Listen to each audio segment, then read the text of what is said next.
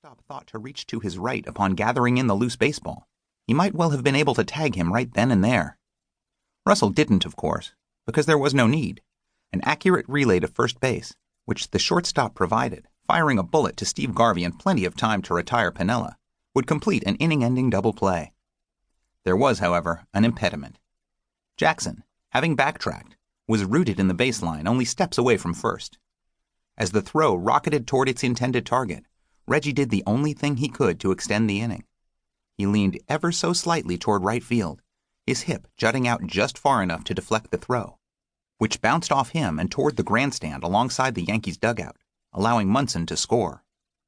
The Dodgers screamed interference. Manager Tommy Lasorda speed-waddled onto the field, tobacco juice dribbling onto his chin as he argued at top volume with umpires Frank Pulley and Joe Brinkman.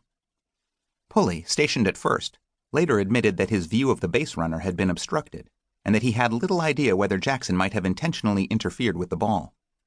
Brinkman said that he'd been looking at second base to call the force out when the ball hit Reggie, or, depending on your rooting interests, when Reggie hit the ball. The play might have been dirty, but there's no denying that it was smart. Had Jackson done nothing, the inning would have been over. The frame would similarly have ended had Reggie been called for interference, as he should have been.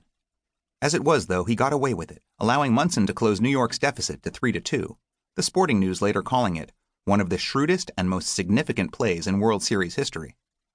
Had Jackson not done what he did, pitcher Tommy John, whose previous 2 starts were a 4-hit shutout over Philadelphia in the National League Championship Series and LA's victory over the Yankees in the first game of the World Series, would have been in the middle of another 4-hitter, trying to protect a 2-run lead in the late innings. Instead, with the Dodgers clinging to a 1-run advantage, Lasorda pulled the left-hander after Paul Blair's leadoff single in the 8th. 2 batters later, reliever Terry Forster allowed a game-tying double to Munson, and the game went to extra innings. New York won it in the 10th, and the Dodgers, instead of being 1 win from a series victory, found things knotted at 2 games apiece. It wrecked them. The problem, explained third baseman Ron Cey, looking back, is that we had an afternoon start the next day, so we went from 2 a.m. in an extra inning game to 12 o'clock in a heartbeat. If Game 5 had been a night game, we might have been okay, but the early start swung the pendulum heavily in favor of the Yankees. They had hope, and we were down. We didn't digest it very well. If the thing would have been reversed, we would have been energized to put the nail in the coffin with an early start, and they would have had a tough time getting through it.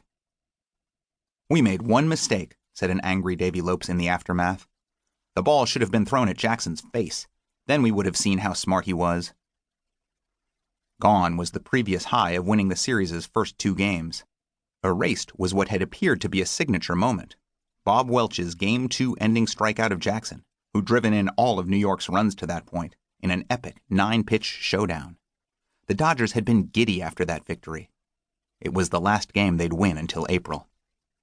From the moment of Reggie's hip check, the Yankees outscored L.A. 21-4, winning 4 straight after dropping the first 2. "Unfortunately," said Tommy John, "we'll be remembered for the last 6 games, and not for the first 166.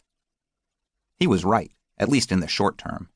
The hangover from '78 would haunt a lost 1979 campaign that saw Los Angeles in last place at the All-Star break and 11.5 games off the pace at season's end. A rebound in 1980 fell short with a dramatic playoff loss to Houston, after which the Dodgers spent the winter, like the winter of '78, thinking about what exactly had gone wrong. Whatever it was, and there was plenty to process, proved instrumental in propelling L.A. to a long evasive championship in 1981. It was a last gasp stab at immortality, that '81 campaign, for a tenacious lineup that, with rosters far more talented than the 1981 version, had yet to be the final team standing. Compounded failures, World Series defeats in 1974, 1977, and 1978, the loss to Houston 6 months earlier, served to inform that 1981 squad. The players knew that such odds were against them, but they also knew enough to minimize such negativity. With a big assist from the quirks of a schedule interrupted, the Dodgers spent the ensuing months putting theory to test. Questions abounded about their age, their health, their motivation, their payroll, and their leadership. But the core of the team was essentially the same as it had been 2 years earlier, back when they considered themselves to be of championship caliber. Their primary concern was time.